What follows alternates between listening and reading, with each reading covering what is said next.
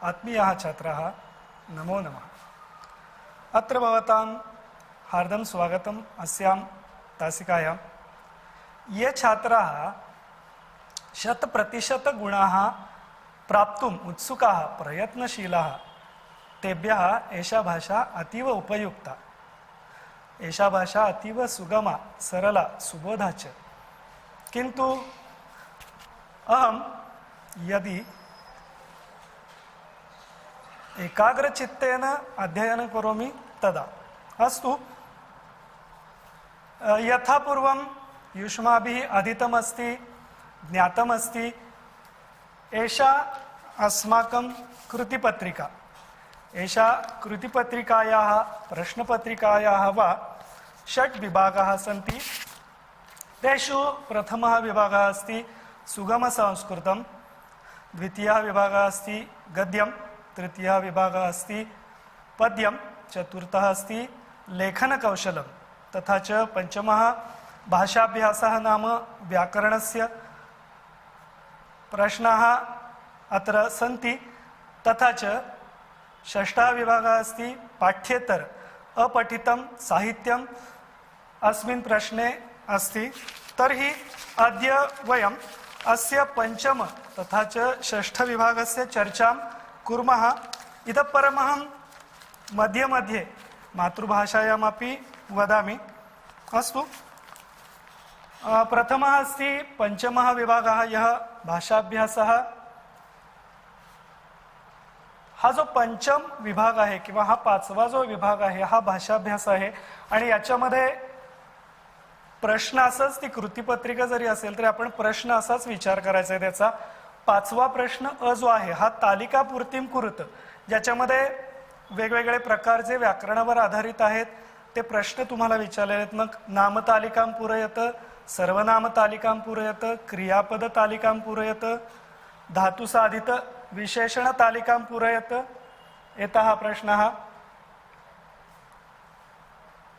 एते प्रश्नः पहिला प्रश्न येतो नामतालिका, ज्याच्यामध्ये आपल्याला 6 पैकी 4 प्रश्न सोडवायचे आहेत। आता इथं मी चार्ट आखलेला आहे, या पद्धतीने तुम्हाला चार्ट असेल ज्याच्यामध्ये तुम्हाला एकवचन, द्विवचन आणि बहुवचन पैकी प्रत्येकाचं एक एक दिलं असेल। 6 प्रश्न असतील रिकाम्या जागा ज्या आपल्याला तालिकापूर्ती करायची त्याची। मग विषय असा आहे की 8वी पासूनचं जे सगळं व्याकरण आहे, मग 8वी मध्ये आपण स्वरांत नाम अभ्यासली आहेत, 9वी मध्ये आपण व्यंजनांत नाम अभ्यासली आहेत, 10वी मध्ये पण काही अभ्यासलेली आहेत। तर कोणत्याही प्रकारचं नाम तुम्हाला याच्यामध्ये फक्त 10वीच्या वर्षातलंच तुम्हाला इथे विचारलं जाणार नाही, तर 8वी 9वी आणि 10वी हा जो बेस आहे व्याकरणाचा याच्यावर आधारित तुम्हाला नामतालिका पूर्ती करावी लागेल।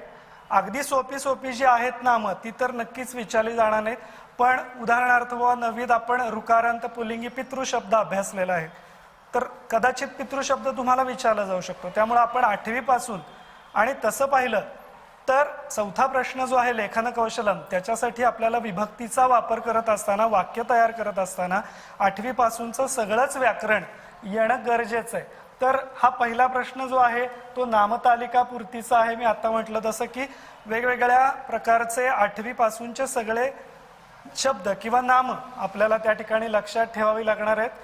संस्कृत भाषा नाम केवलम न रटनम अपितु रसग्रहणम, भाषायाः रसग्रहणम यदाहं करोमि तर्हि एषा भाषा सुलभा भवति।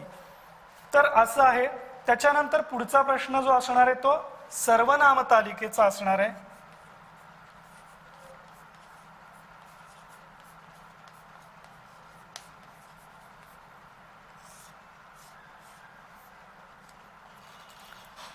आता सांगायची गोष्ट विशेष अशी आहे की सर्वनाम तालिकेमध्ये विचार जर करायचा तर समजा पहिली एकवचनाची जागा रिकामी ठेवलेली आहे आणि इथं पण तोच प्रश्न आहे की 8वी पासूनची सगळी सर्वनाम आपल्याला अभ्यासायची आहेत। आता उदाहरणार्थ इथं एकवचन, द्विवचन आणि बहुवचन आहे, तुम्हाला देताना या रिकाम्या जागा दिलेल्या आहेत।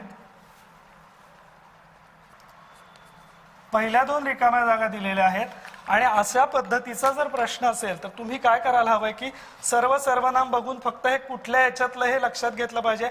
म्हणजे सर्वाहा जर असेल तर हे स्त्रीलिंगी असणार आहे. म्हणजे सर्वम, सर्वे, सर्वाणी, प्रथम असा जर विचार केला तर ते नपुंसकलिंगामध्ये जात आहे. पण सर्वा, सर्वे, सर्वाहा, प्रथमा म्हणजे शेवटचं जे आलेलं आहे सर्वनामाचं रूप ते आम्ही बघायला हवंय. म्हणजेच याचा अर्थच असा आहे की पंचम विभाग जो आहे तो तुम्हाला जर 100 पैकी 100 गुण मिळवायचे असतील तर याच्यावरती तुम्हाला जास्त कॉन्सन्ट्रेशन, एकाग्रचित्त राहिलं पाहिजे. कारण का साध्या साध्या चुका सुद्धा आमचे मार्क किंवा गुण कमी करू शकतात. अशाच प्रकारे वेगवेगळे जे सर्वनामाविषयीचे जे प्रश्न असतील ते आपल्याला लक्षपूर्वक सोडवावे लागणार आहेत. त्याच्यानंतर पुढचा भाग जो येतो तो क्रियापद तालिका. क्रियापद तालिका पूरयत हाही प्रश्न तितकाच महत्वाचा आहे. याच्यामध्ये विशेष म्हणजे मी मगापासून जे सांगतो आहे तसंच की 8वी पासूनचे सगळे धातू आम्ही अभ्यासले पाहिजेत.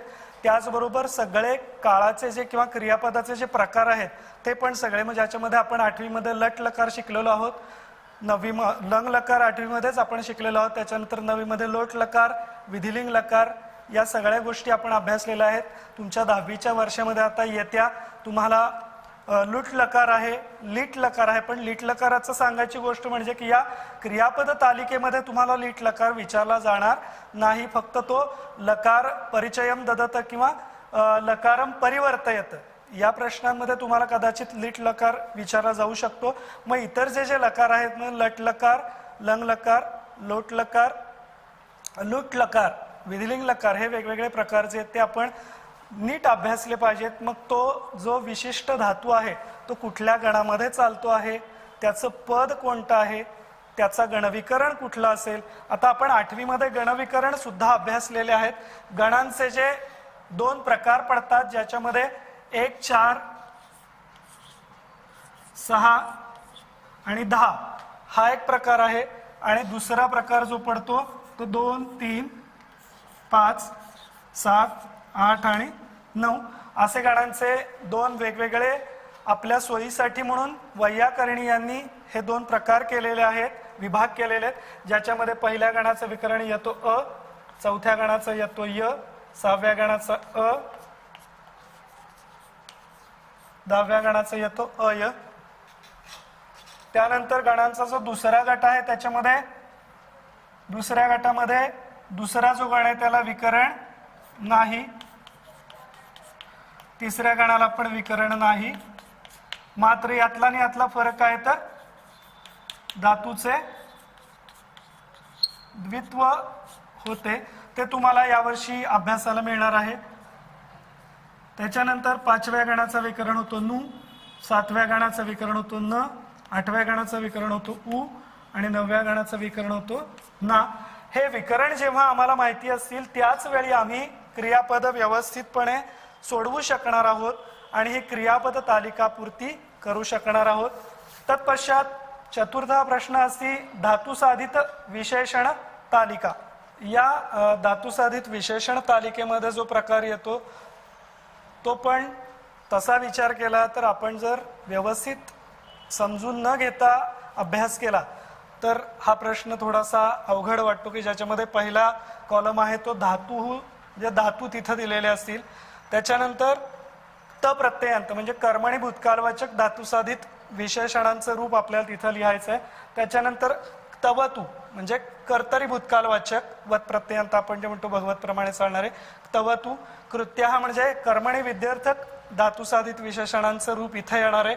आणि शत्रुशानच म्हणजेच वकाधावे आपण ज्याला म्हणतो वर्तमान कालवाचक धातुसाधित विशेषणे हा प्रकार येतो. आता इथं सुद्धा पहिल्या 3 तालिकांप्रमाणेच आहे की रिकाम्या जागा 2 दिल्या असतील आणि 1 तुम्हाला तिथं जागा दिली असेल किंवा 2 दिल्या असतील, त्यांच्या सोयीनुसार या गोष्टी केल्या जातात.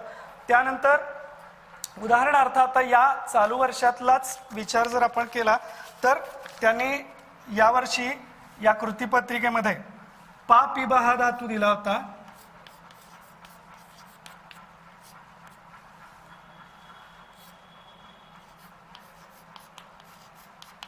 प्रथम गण परस्मैपद याही गोष्टी तिथं दिलेल्या असतात. आता त्यांनी दिलंय ते त रूप दिलेलं आहे म्हणजेच कर्मणी भूतकालवाचक धातुसाधित विशेषण रूप त्यांनी दिलेलं आहे.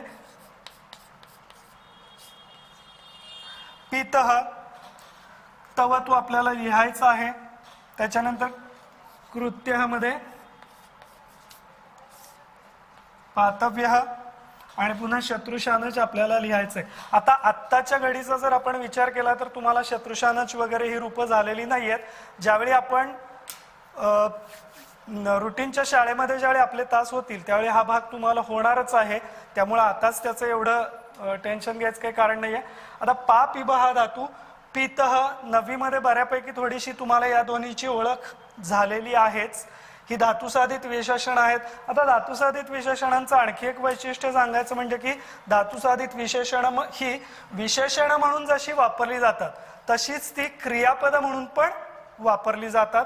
हे याचं वेगळं वैशिष्ट्य म्हणावं लागेल, ज्याला आपण इंग्लिशमध्ये धातुसाधित विशेषणांना जिरण म्हणतो आयएनजी लावून. तर पा पिबचं कर्मणी भूतकाल वाचक झालं पितह. आता आपल्याला तवतू लिहायचं आहे म्हणजे तिथं आपलं येणार आहे पितवान.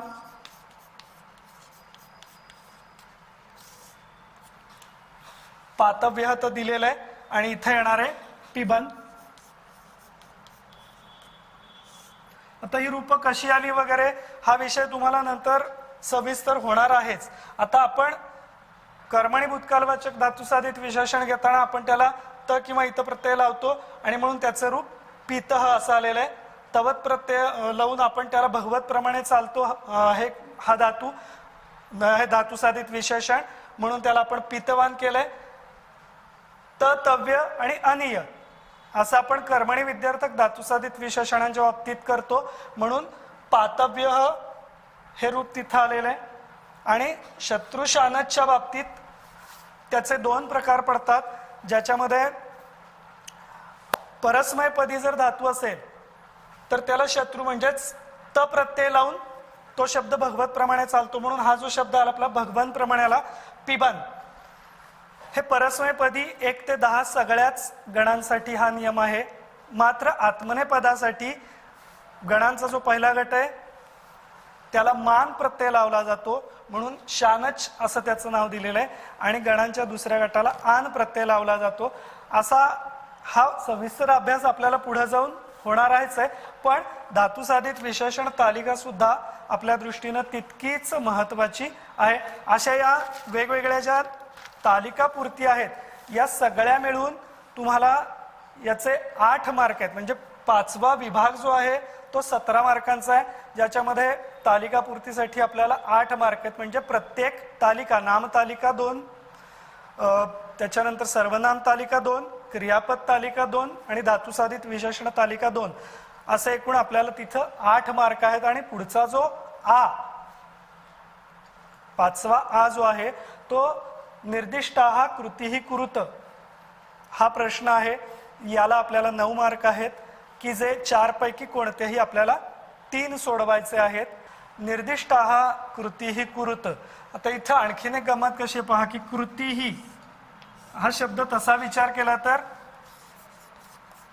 तो मतीप्रमाणे चालणार आहे. कृतीहि कृतीहि हे द्वितीया बहुवचन आहे. म्हणजे साध्या साध्या गोष्टी सुद्धा आपण नीट जर हे बहुवचनी रूप द्वितीयचं आलेलं आहे की खाली दिलेल्या कृती सोडवा किंवा करा. ज्याच्यामध्ये त्यातलं आता याच्यामध्ये सुद्धा आपल्याला काय आहे की जे दिलेले आहेत ते 3 प्रश्न एकूण दिलेले आहेत. 4 प्रश्न आहेत पैकी आपल्याला 3 सोडवायचे. मगाशी जसं म्हटलं तसं 3 प्रश्नांचे प्रत्येकी 3 याप्रमाणे 9 मार्क किंवा गुण आपल्याला याचे आहेत. ज्याच्यामध्ये पहिला जो प्रकार आहे तो संख्या रूपाणी, संख्या विशेषणानी वा. तर संख्या विशेषणानी नाम संख्यावाचकम, आवृत्तीवाचकम तथा च क्रमवाचकम असे वेगवेगळे प्रकार पडतात. आता याचं उदाहरण घ्यायचं म्हणजे यावर्षी तुम्हाला संख्यावाचक येतील, पण आपण 8वी पासून शिकत असताना या गोष्टी आपण ऐकत आलेलो आहोत. त्या काय आहेत हे आपल्याला माहिती पण आहे, फक्त आपल्याला ते नेमकं काय आहे किंवा त्याचा वापर कुठं आणि कसा करायचा आहे हे अजून त्याची फारशी कल्पना नाहीये. तर लक्षात घ्या, आपण 5 पांडवांचंच उदाहरण घेऊया.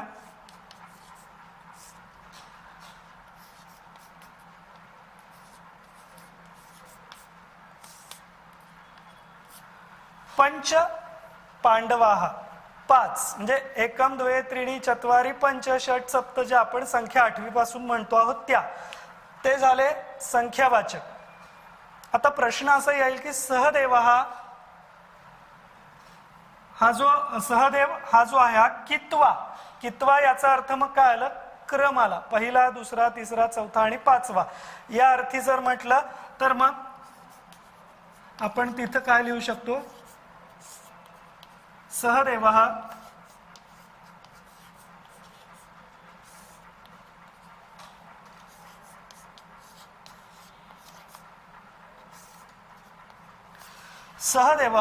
पंचमः पांडव. आता इथं तुमच्या लक्षात आलं असेल की पंच आणि पंचमः या दोन्हीतला फरक काय आहे, तर ही आहे संख्या आणि हा आहे क्रम. पहिला, दुसरा, तिसरा आपण नेहमी म्हणत असतो, तर पंचमः प्रथमः, द्वितीयः, चतुर्थः, पंचमः, षष्ठः वगैरे. 5च्या पुढे त्याच्यात बदल घडत नाही, फक्त 1 ते 4 मध्ये म्हणजे पुल्लिंगी, स्त्रीलिंगी आणि नपुंसकलिंगी असे त्याचे 3 वेगवेगळे प्रकार पडतात. ते आपल्याला पुढे जाऊन संख्यावाचकांमध्ये, क्रमवाचकांमध्ये, आवृत्तीवाचकांमध्ये होणारच आहे. म्हणजे उदाहरणच घ्यायचं तर एकह पुल्लिंगी झालं, एके स्त्रीलिंगी झालं, एका एके मालाप्रमाणे एकह, एके आणि एकम या पद्धतीनं. द्वौ, द्वे, द्वे, त्रीणी, त्रयः, तिस्रः, त्रीणी, चत्वारः, चतस्रः, चत्वारी या प्रकारची त्याची रूपं होणार आहेत. आता म्हटलं तसं संख्यावाचक आणि क्रमवाचक.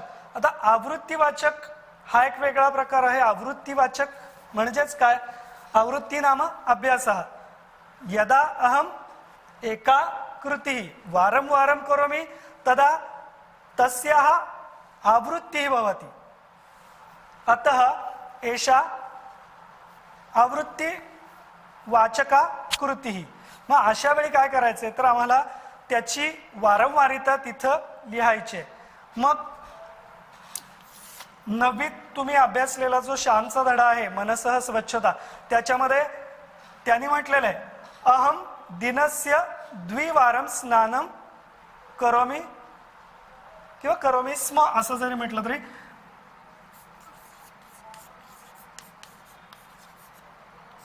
तर इथं ही द्विवारम ही काय झाली, आवृत्ती झाली. हे आवृत्तीवाचक आहे. म्हणजे संख्या विशेषणांच्या बाबतीत आपल्याला 3 वेगवेगळे प्रकार कोणते बघायचे, तर संख्यावाचक, क्रमवाचक आणि आवृत्तीवाचक हे 3 प्रकार आहेत. तुमचं नशीब चांगलं आहे की आताच्या काळामध्ये नवीन अभ्यासक्रमामध्ये कंसामध्ये तुम्हाला नेमकं काय लिहायचंय हे तिथं सांगितलं जातं. पूर्वीच्या काळी विद्यार्थ्यांना त्या वाक्याचा अर्थ समजून घ्यावा लागायचा आणि मग मला तिथं आवृत्तीवाचक वापरायचंय, क्रमवाचक वापरायचंय का संख्यावाचक वापरायचं हे ठरवावं लागायचं मनामध्ये आणि मग त्याचा वापर करावा लागत होता. तर हा विषय आपण या ठिकाणी थोडासा सोपा झालेला आहे. आता इथलं एक उदाहरण आपण जर घ्यायचं म्हटलं तर नेहमी येणार या गेल्या वर्षीच्या परीक्षेमध्ये जे आलेलं आहे, श्रीकृष्ण देवक्याः 8 आकडा तिथं दिलेला आहे अपत्यम. मग तिथं आपण काय करणार आहोत, अष्टमम अपत्यम.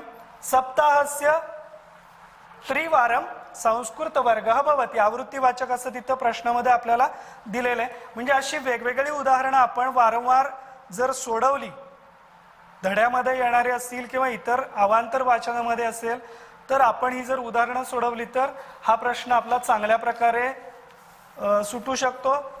त्याच्यानंतर पुढचा जो प्रकार आहे तो आहे समासानाम तालिकापूर्तिम कुरुत. समासांचा हा प्रश्न आहे.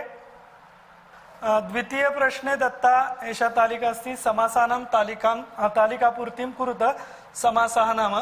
अत्र दत्ता एषा तालिका अत्र समस्तपदम विग्रह समास नाम.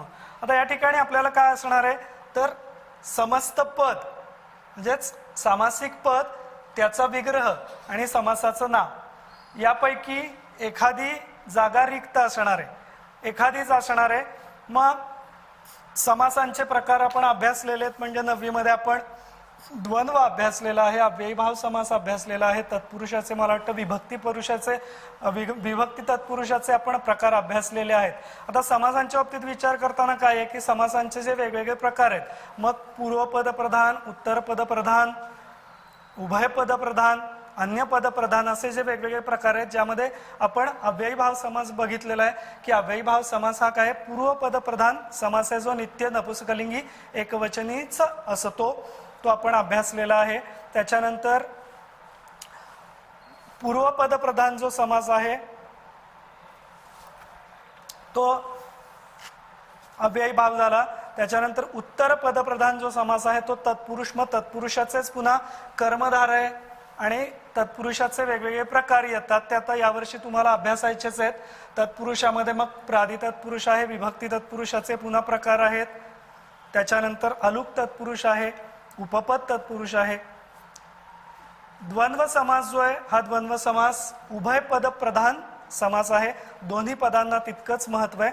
आणि अन्य पद प्रधान जो समास आहे तो म्हणजे बहुव्रीही समास आहे.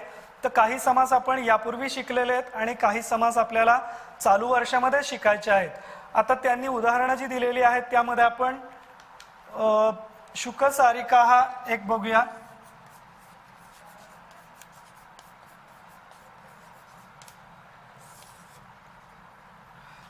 आता शुक सारिका हा साधारणतः विचार करायचा, लक्षात ठेवायची गोष्ट म्हणजे नाव द्वंद्व समासामध्ये दोन किंवा त्यापेक्षा जास्त पद. आता समास म्हणजे तरी काय आहे?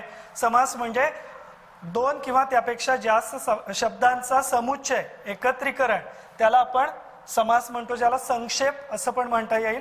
की साहित्यामध्ये काव्यामध्ये रंजकता येण्यासाठी या समासांचा वापर केला जातो. आता शुक सारिका हा बघता क्षणी आपल्या लक्षात येतं की हा आहे इतरेतर द्वंद्व, आणि प्रश्नपत्रिकेमध्ये पण याला इतरेतर द्वंद्व असं दिलेलंच आहे नाव. मग आपल्याला लिहायचं आहे काय, तर त्याचा विग्रह लिहायचा आहे. विग्रह काय होणार आहे? मग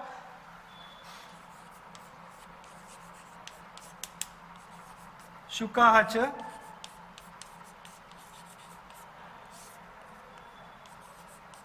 सारिकाहा च, म्हणजे च चा अर्थ आणि असा होतो. शुक सारिकाहा, शुकाहाच, सारिकाहाच. आता याच्यामध्ये मी म्हटल्याप्रमाणे की 5 पैकी आपल्याला 3 प्रश्न सोडवायचे आहेत. मग या 3 प्रश्नांमध्ये प्रत्येक प्रश्नाला आपल्याला 1 याप्रमाणे 3 गुण मिळणार आहेत.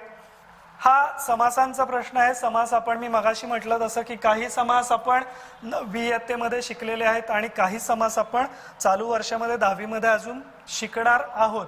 तर समास हा एक अत्यंत रंजक, भाषेचं सौंदर्य वाढवणारा हा प्रकार आहे. आपण सहज वाचन काही करत असू, मग ते पाठ्येतर असेल किंवा पाठ्य आधारित असेल, आपल्या पुस्तकातलं असेल, त्याच्यात आपल्याला जाता जाता जर एखादा शब्दांचा समुच्चय आढळला तर तो समास आहे का, तो कोणत्या प्रकारचा समास आहे, मग त्याचा विग्रह कसा करता येईल, अशा प्रकारची आपली प्रवृत्ती आपण निर्माण केली पाहिजे. म्हणजे सुरुवातीला मी म्हटलं तसं की ज्यावेळी आम्ही या भाषेमध्ये रस घेऊन या भाषेचा अभ्यास करणार आहोत, त्याच वेळी आपल्याला खऱ्या अर्थानं या भाषेचा आनंद घेता येणार आहे. त्याच्यानंतर पुढचा जो तिसरा प्रश्न असणार आहे तो समानार्थक शब्दान विरुद्धार्थक शब्दान लिखत. आता इथं आणखीन प्रश्न येतो की अमरकोशतः समानार्थक शब्दम लिखत, असा प्रश्न आपल्याला पूर्वी होता. पण आता काय तुम्हाला इथं समानार्थी शब्द लिहित असताना अमरकोशामधला शब्द लिहिला पाहिजे असं तुम्हाला कंपल्शन नाहीये. तर तुम्ही कोणताही तुम्हाला माहिती असलेला, ज्ञात असलेला शब्द तुम्ही इथं लिहू शकता की जो त्या शब्दाला समानार्थी आहे किंवा विरुद्धार्थी आहे. आणखी एक महत्त्वाची गोष्ट लक्षात ठेवा की आपला गोंधळ इथं होऊ शकतो की त्यांनी देताना समानार्थक शब्दान विरुद्धार्थक शब्दान वा लिखत असा प्रश्न दिलाय. आतापर्यंत सवय कशी होती की समानार्थी तर समानार्थी शब्द लिहायचे, विरुद्धार्थी तर विरुद्धार्थीच लिहायचे, तशा प्रकारचा आपली मानसिकता होत होती. पण बरोबरचं चिन्ह आहे आणि फुलीचं चिन्ह आहे, तर आपल्या हे लक्षात यायला पाहिजे की बरोबरचं चिन्ह आहे म्हटल्यानंतर मला तिथं तो समानार्थक शब्द लिहायचा आहे, किंवा फुलीचं चिन्ह आहे क्रॉस आहे म्हटल्यानंतर मला तिथं तो विरुद्धार्थी शब्द लिहायचा आहे. हे लक्षात घेणंही तितकंच गरजेचं आहे, कारण का ज्याला आपण इंग्लिशमध्ये सिली मिस्टेक्स म्हणतो तशा प्रकारच्या सिली मिस्टेक्स आपल्या होण्याची शक्यता नाकारता येत नाही. तर हे समानार्थी आणि विरुद्धार्थी शब्द जे आहेत हे आपल्या पाठातून आलेलेच असणार आहेत, फारसे अवघड तर नक्कीच नसणार आहेत. चौथा प्रश्न येतो, सूचनानुसारम कृतीही कुरुत. अत्र नैका हा प्रश्न यत् वाच्यपरिवर्तनं कुरुत प्रयोग विषयकः एषः प्रश्नः अस्ति.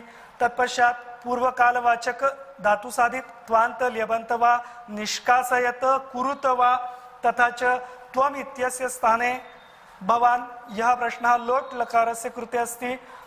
तथा च वचनं परिवर्तयत, लकारं परिवर्तयत, निजन्तं निष्कासयत कुरुत वा. निजन्तं नाम प्रयोजक रूपम, प्रयोजकं निष्कासयत, प्रयोजकं कुरुत. सूचनानुसारं कृतीः कुरुत. अत्र प्रथमः प्रश्नः अस्ति वाच्य परिवर्तनं कुरुत. आत्तापर्यंत आपण काय केलं की वाच्य परिचय दिलेला आहे किंवा प्रयोग म्हणजे काय हे आपल्याला तसं 9वी मध्ये ज्ञात आहे. तर प्रयोग परिवर्तन करत असताना बोर्डाचा SSC बोर्डाचा नियम असा आहे की लट लकारामध्येच ते क्रियापद असलं पाहिजे किंवा मग कर्मणी भूतकालवाचक धातुसाधित विशेषणाचंच तिथं रूप असलं पाहिजे. हा एक नियम बोर्डानं घालून दिलेला आहे. यापेक्षा वेगळे म्हणजेच कुठल्या इतर लंग लकारातले किंवा विधिलिंग लकारातले काही रूप तिथं येणार नाहीत. आता इथे यावर्षी आलेला प्रश्नच आपण बघूया. सर्वे धर्माः मानवता गुणम शंसन्ति वाच्य परिवर्तनम कुरुत.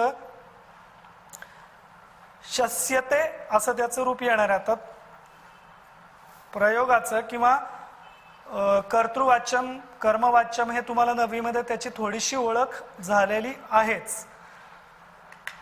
त्याच्यानंतर पुढचा जो प्रश्न येतो तो पूर्वकालवाचक धातुसाधितम त्वांतम ल्यबंतम वा अव्ययम निष्कासयत कुरुत वा. शक्यतो निष्कासयत असाच प्रश्न येतो. त्वांत आणि ल्यबंत मला वाटतं आपण 9वी मध्ये बऱ्यापैकी शिकलेलो आहोत. यावर्षी तुम्हाला ते पुस्तकात नाहीये पण तुम्हाला त्याच्यावरती प्रश्न विचारला जाणार आहे. पूर्वी केलेल्या एखाद्या कृतीचं वर्णन करण्यासाठी किंवा करता एकच आहे पण त्यानं जर 2 कृती केलेल्या आहेत तर पहिल्या कृतीचं वर्णन एकाच वाक्यामध्ये करण्यासाठी त्वांत किंवा ल्यबंत केलं जातं. ज्याच्यामध्ये आपण 9वी मध्ये पाहिलेलं आहे की त्वांत सामान्य धातूंचं त्वांत केलं जातं पण धातू जर प्रयोजक सहित असेल तर मात्र त्याचं ल्यबंत केलं जातं. हे आपण 9वी मध्ये शिकलेलोच आहोत. भूमी स्त्री रूपम धृत्वा तस्य पुरतः प्रकटिता अभवत. आता इथं भूतकाळ आहे, लंग लकार आहे. अधारयत तस्य पुरतः प्रकटिता अभवत असं त्याचं आपल्याला करता येईल. भूमी स्त्री रूपम अधारयत तस्य पुरतः प्रकटिता अभवत. च मात्र शेवटी लिहायचं आपण विसरायचं नाही. त्याच्या पुढचा प्रश्न आहे त्वम इत्यस्य स्थाने भवान किंवा भवान इत्यस्य स्थाने त्वम योजयित्वा वाक्यम पुनर्लिखत असाही प्रश्न येतो. मग हा प्रश्न मी मगाशी म्हटलं तसं लोटलकारातला आहे. त्वम किम इच्छसी याचं जर आपल्याला त्वमच्या ठिकाणी भवान टाकायचं तर आपल्याला माहिती की भवत सर्वनाम हे प्रथम पुरुषी सर्वनाम आहे ज्याचं रूप आपल्याला भवान असं करावं लागेल. त्वम किम इच्छसीचं रूपांतर आपल्याला भवान किम इच्छती असं करावं लागेल. आता विशेष गोष्ट सांगायची म्हणजे की यावर्षी ही चर्चा झाली होती की या त्वम किम इच्छसीच्या पुढे चरणदंड आलेला आहे. मग हा जर प्रश्न आहे तर तिथं प्रश्नचिन्ह का नाही दिलं तर संस्कृतमध्ये हाही नियम आहे की आपण जसं मराठी किंवा इंग्रजी किंवा इतर भाषांच्या बाबतीत विचार करायचा तर हे जे प्रश्नचिन्ह आहे हे प्रश्नार्थक वाक्याच्या शेवटी देतो पण संस्कृतमध्ये तसं तुम्हाला कंपल्शन नाही. तुम्ही चरणदंड देखील देऊ शकता.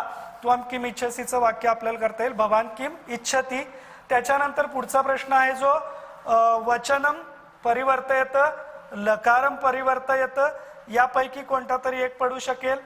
आता हे 5-6 जे आहेत त्याच्यामध्ये मग स्म निष्कासयत हाही प्रकार आहे. स्म निष्कासयत आपण 8वी पासून बघतो आहोत.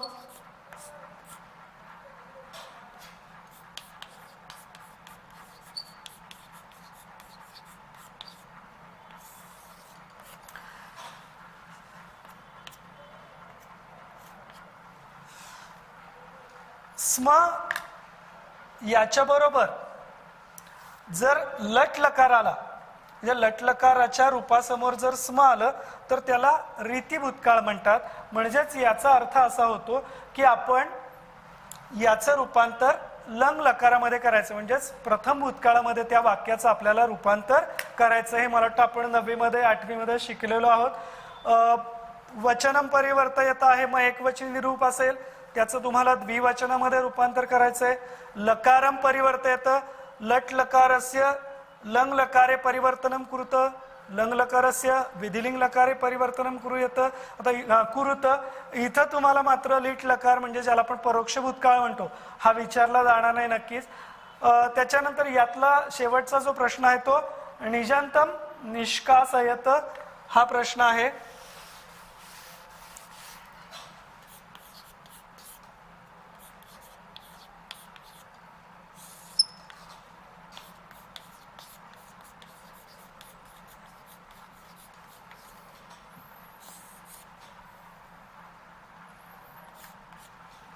निजंतम नाम प्रयोजक रूपम. आता प्रयोजक म्हणजे काय तर एखादी क्रिया एखादा व्यक्ती करतो, पण ती क्रिया करत असताना ती क्रिया त्याच्याकडून करवून घेणारा एखादा दुसरा व्यक्ती असतो. अशा वेळी दुसऱ्या व्यक्तीचं वर्णन घेऊन किंवा दुसऱ्या व्यक्तीचा संदर्भ घेऊन ज्यावेळी वाक्य तयार केलं जातं त्यावेळी त्याला प्रयोजक रूपाचं वाक्य असं म्हणतात. मग इथं असाही प्रश्न येईल, निजंतम कुरुत पण येईल आणि निजंतम निष्कासयत, असं दोन वेगवेगळ्या प्रकारांनी आपल्याला प्रश्न विचारले जाऊ शकतात. जसं की अगदी साधं उदाहरण घ्यायचं झालं तर मी अभ्यास करतो याचं जर आपल्याला मराठीमध्ये प्रयोजक रचना करायची म्हटलं तर आई किंवा बाबा किंवा शिक्षक मला अभ्यास करायला लावतात. तसंच या ठिकाणी आलेलं एक वाक्य पहा परीक्षेमध्ये, मिहिर आदित्यम पातयती. आता त्याचं आणखीन एक विशेष आहे की मूळ धातूला य प्रत्यय लावून त्याचं जे रूप असेल मूळ क्रियापदाचं ते तिथं आपण लावतो. मग आगम होतो त्याला पुढे. मिहिर आदित्यम पातयती त्याचा मराठीत अर्थ काय होतो की मिहिर आदित्यला पाडतो. याचाच अर्थ काय झाला वेगळ्या अर्थानं, मूळ वाक्य त्याचं हे प्रयोजक वाक्य आहे. आपल्याला प्रश्न असा दिलाय निजंतम निष्कासयत. मग मिहिर आदित्यम पातयती. आता तुमच्या आणखीन एक गोष्ट लक्षात आली असेल की आम्ही ज्यावेळी सामान्य वाक्य लिहिणार आहोत त्यावेळी मग ते घ्यायचं झालं तर आदित्य पतती येणार.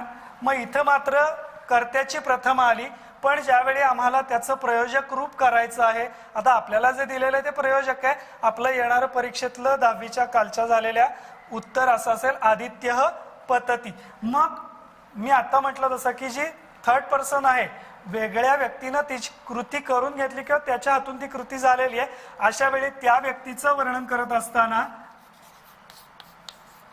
तो कर्ता प्रथम येतो आणि मूळ वाक्यातला कर्ता जो येतो द्वितीय मध्ये जातो.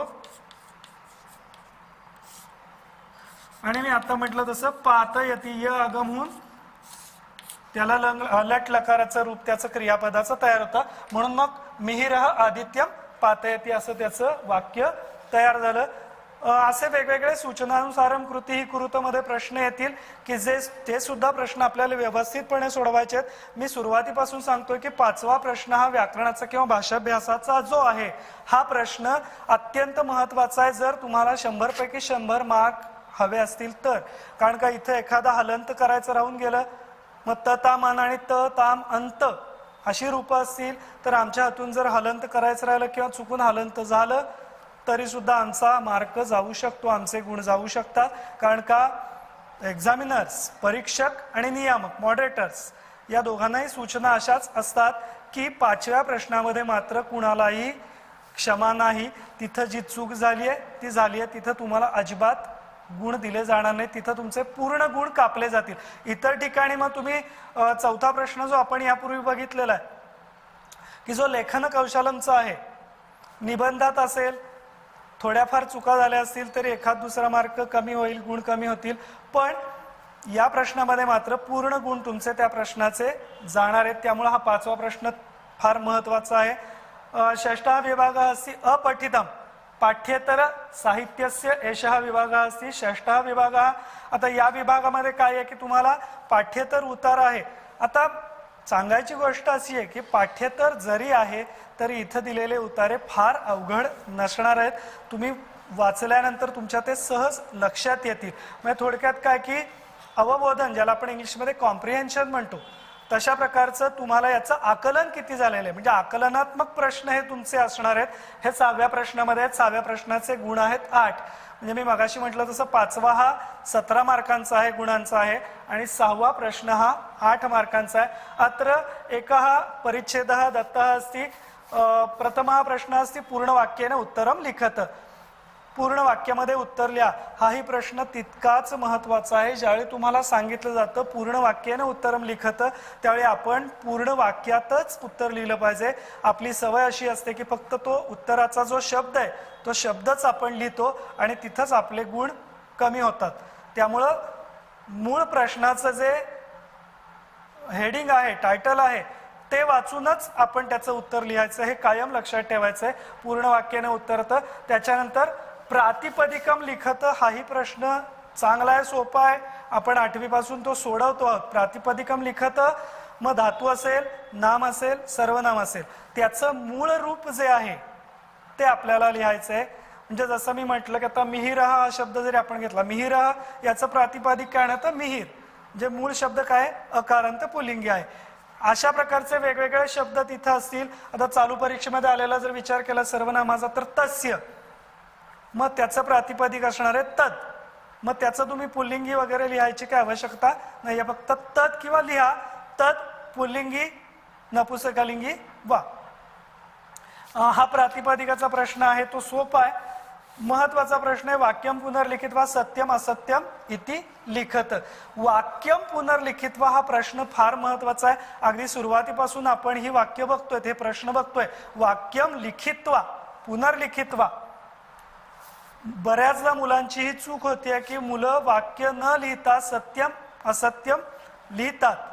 पण असं जर झालं तर लगेचच अर्धा गुण तुमचा तिथं कापला जातो. कारण का तुम्ही वाक्य लिहिलेलं नाही याचाच अर्थ तुम्ही प्रश्न नीट वाचलेला नाही. वाक्यम पुनर्लिखित्वा हे आपण वाक्य लिहायचंय. आणि बऱ्याचदा मुलं असं करतात की असत्य वाक्य असेल तर ते सत्य करतात आणि मग लिहितात. तसं पण करायचं नाही. प्रश्नपत्रिकेमध्ये जे वाक्य आलेलं आहे, वाक्यम पुनर्लिखित्वा एवढाच आपल्यासाठी प्रश्न आहे. वाक्यम पुनर्लिखित्वा सत्यम असत्यम इति लेखनियम अस्ति. लिहायचंय आपल्याला ते वाक्य लिहून सत्यम असत्यम लिहायचंय. माध्यम भाषेया सरल अर्थम लिखत. सरल अर्थम म्हणजे तिथं आपण वेगळं आपली काही चालवायची गरज नाहीये. आपण फक्त काय करायचंय तर शब्दशः भाषांतर आपल्याला तिथं लिहायचंय. मी मगाशी म्हटल्याप्रमाणे की जो उतारा आहे हा उतारा सोपा असणार आहे. तुम्हाला सहज त्याचं अवबोधन होणार आहे, लक्षात येणार आहे. आणि हा प्रश्न सुद्धा तितकाच महत्वाचा आहे. हे सगळे जे 6व्या प्रश्नातले गुण आहेत हे आपल्या हातातले आहेत. गद्यांशात प्रथमा विभक्त्यांत पदम चिनुत लिखतच. प्रथमा किंवा कुठलीही विभक्ती तुम्हाला विचारली जाईल, विभक्त्यांत पदम चिनुत लिखतच. विभक्त्यांत पदे पुष्कळ असतात, पण या प्रश्नासाठी जर विचार करायचा तर एकच त्यांनी आपल्याला विचारलं की जे एका गुणासाठी आहे ते आपण तिथं लिहायचंय. त्याच्यातला 6वा प्रश्न आहे कारक परिचयम ददत. कारक आपण 8वीत अभ्यासलेले आहेत. कर्ता, कर्म, करण, संप्रदान, अपादान हे सगळे आपण प्रथमा द्वितीय साठीची जी वापरलेली कारक आहेत ती आपण अभ्यासलेली आहेत. कारक परिचय द्यायचा आहे. तो प्रश्न काही फारसा अवघड नाहीये. त्याच्यानंतर यातला हा जो प्रश्न आहे पद्यांशम पठित्वा निर्दिष्टे कृती कुरुत. निर्दिष्टे द्विवचनीच रूप आलंय म्हणून निर्दिष्टे कृती कुरुत. क आणि ख अशा दोनच कृती आहेत. मग इथं पण तोच प्रश्न आहे. पूर्ण वाक्येनं उत्तरत. समानार्थक शब्दम लिखत येईल किंवा विरुद्धार्थक शब्दम लिखत येईल. पद्यांशम पठित्वा जाल रेखाचित्रम पूरयत. जाल रेखाचित्र आपल्याला पूर्ण करायचंय. अगदी पहिल्या प्रश्नापासूनचा जर विचार केला तर जाल रेखाचित्रम असेल, प्रवाही जालम असेल, हे आपण जसं सांगितलेलं आहे त्या पद्धतीने त्याचं आरेखन करून तो प्रश्न सोडवायचा आहे. कारण का बऱ्याचदा मुलं त्याचं आरेखन न करता नुसत्या रेषा दाखवून करतात, तर तिथं तुमचे गुण कमी होणार आहेत. हे लक्षात ठेवायचंय. अशा प्रकारे आपण पहिल्या प्रश्नापासून 6व्या प्रश्नापर्यंतचा समग्र विचार प्रश्नपत्रिकेचा केलेला आहे. वर्षभरामध्ये या सगळ्या गोष्टी पुन्हा आपल्या वर्गामध्ये होणार आहेतच, पण तत्पूर्वी एक साधारण तुम्हाला दिशादर्शनाचं काम या माध्यमातून आपण केलेलं आहे. सर्वेषां कृते दशमी कक्षायाः वर्षपूर्ती प्रीत्यर्थम शुभाशयाः धन्यवादः. आता आपण जो विचार केला तो 5व्या आणि 6व्या प्रश्नाचा विचार केला. भाषाभ्यासः अपठितम वा. तर याच्यावर आधारित काही प्रश्न तयार करण्यात आलेले आहेत जे स्वाध्याय म्हणून तुम्हाला याच्यानंतर येतील. आता मला मान्य आहे काही प्रश्न हे तुमच्यासाठी नवीन असतील, पण तुम्हाला शिकवणाऱ्या शिक्षकांचे नंबर्स तुमच्याकडे असतील. त्या प्रश्नासंदर्भानं काही शंका असेल तर जरूर आपल्या शिक्षकांशी तुम्ही संपर्क साधा. भविष्यामध्ये तुम्हाला या गोष्टी पुन्हा होणार आहेतच, पण आपण त्या मार्गाने चाललेलो आहोत, तर त्या दृष्टीने आपण प्रयत्न करणंही तितकंच गरजेचं आहे. तर हा जो दिलेला स्वाध्याय आहे हा स्वाध्याय सोडवायचा आहे आणि तुमच्या वर्गाचा जो काय व्हॉट्सअप ग्रुप असेल त्या ग्रुपवरती नंतर येणाऱ्या सूचनांनुसार तुम्ही केलेल्या स्वाध्यायाचा एक फोटो घ्यायचा आणि तो त्या ग्रुपवरती फॉरवर्ड करायचा. धन्यवाद.